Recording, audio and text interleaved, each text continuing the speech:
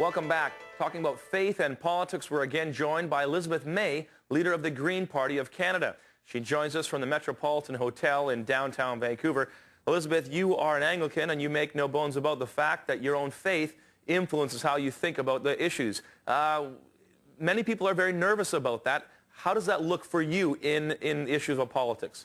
It's a fascinating question, Randall, and I struggle with it.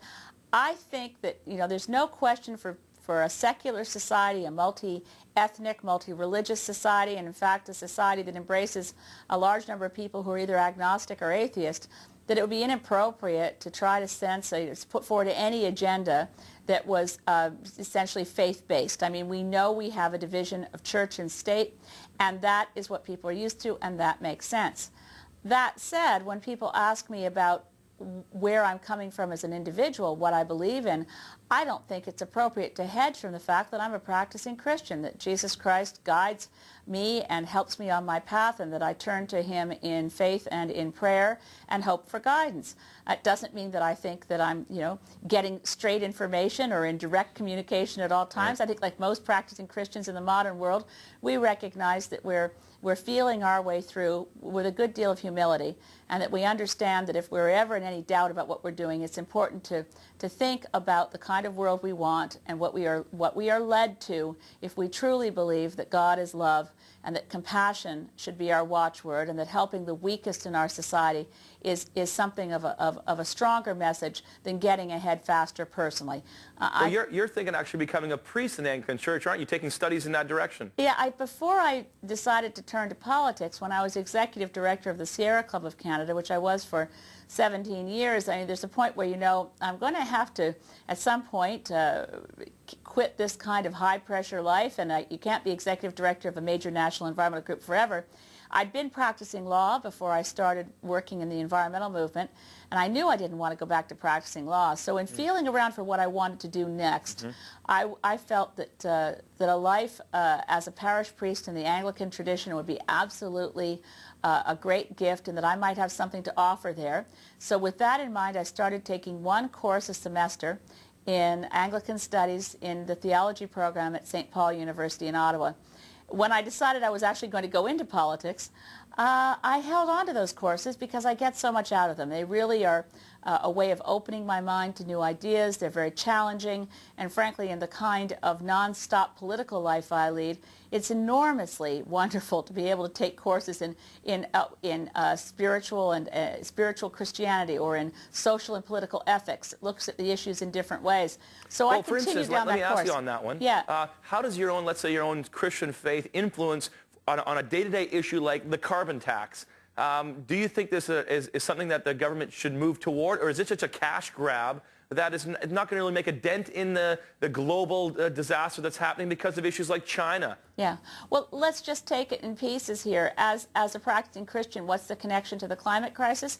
I see the same one that Al Gore does, in that this is really a moral challenge. This is a moral crisis. We have no right in our generation to destroy the ability of our children and grandchildren to live on this planet. That means we're going to have to make some real changes in how we use energy. We're going to have to reduce greenhouse gases quite drastically. There's a whole tradition now called creation theology that looks at the fact that the world in which we live was created by God, and that at every moment he paused and said, and it was good, and it is good. So protecting the planet is an aspect, if you will, of Christian faith. On the other hand, the Green Party is not a Christian-oriented political party. I'm operating as an individual within a policy framework that says, how do we best protect this planet so that future generations can live the kind of lives that we have enjoyed here? That takes a range of policy measures. A carbon tax that's used to reduce income taxes. In other words, it's not a tax grab, it's a tax shift.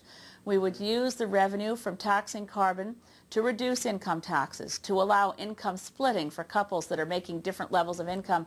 It's a liberating thing. It relieves the tax burden for Canadians, reduces payroll taxes, and places taxes throughout the economy, places a price on our pollution, helps send a signal to the individual homeowner, to the big multinational, that saving energy saves money and gives you a healthier bottom line. But is that just a model? Is Canada just modeling?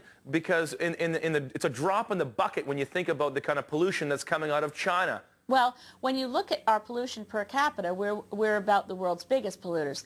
If you look at what's happening in China, we have a country of more than 1 billion people who've been living in real conditions of poverty, who are trying to work their way out of that. The Chinese government, by the way, is a party to the Kyoto Protocol.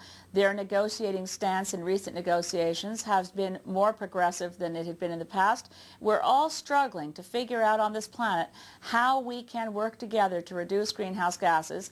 And in that effort, in the most recent negotiations under the Harper government, it was Canada that played a role that was obstructionist and the role of basically a saboteur. And China was more progressive than Canada in those negotiations. So we can't cast aspersions on others. It's a struggle. Right. We need to recognize that the economic goals of the Chinese government are that everybody in China should have an annual income of $3,000. And as a moral question, do we have any right to tell them that they have to stay in poverty so we can live the very comfortable lifestyle we enjoy in Canada? Yeah, we're right at a time. There's obviously so many more questions. We're going to have you back again because there's so much more I want to talk to you about and we're out of time. I feel the same way. I'm sorry we're out of time. Thanks, Randall. Okay, thanks a lot. Elizabeth May, leader of the Green Party of Canada, has been my guest.